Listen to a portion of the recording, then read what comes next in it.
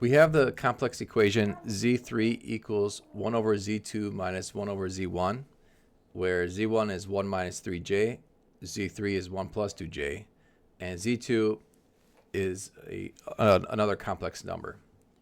So our goal here is to solve for z2. Let's first isolate the term with z2. That involves us adding both sides by 1 over z1 to get that 1 over z2 is z3 plus 1 over z1. Now we can replace what z1 and z3 are. That's 1 plus 2j for z3, and then 1 minus 3j for z1.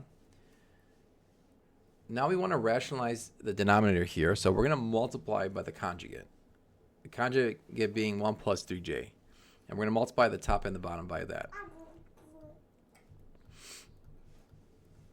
So the numerator becomes 1 plus 3j, and the denominator becomes 10, basically, because you have 1 squared plus 3 squared, which is 10.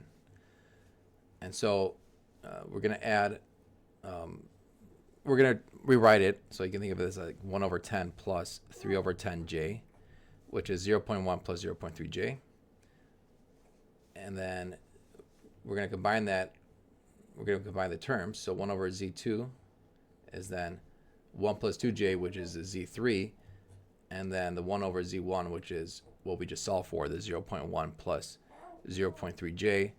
Adding the like terms, we have 1 plus 0.1 is 1.1, and then 2j plus 0.3j is 2.3j.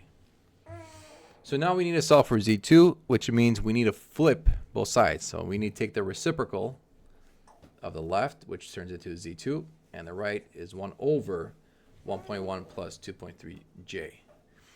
And we want to rationalize the denominator, so we're going to multiply again by the conjugate of the denominator, which is 1.1 minus 2.3j.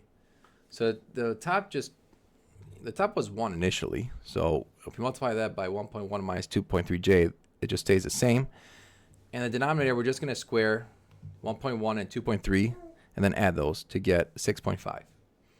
And so now we can break this up into two fractions. We can have 1.1 over 6.5 minus 2.3j over 6.5.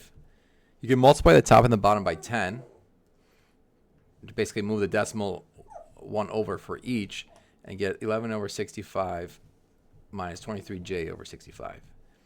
And that's going to be our final answer.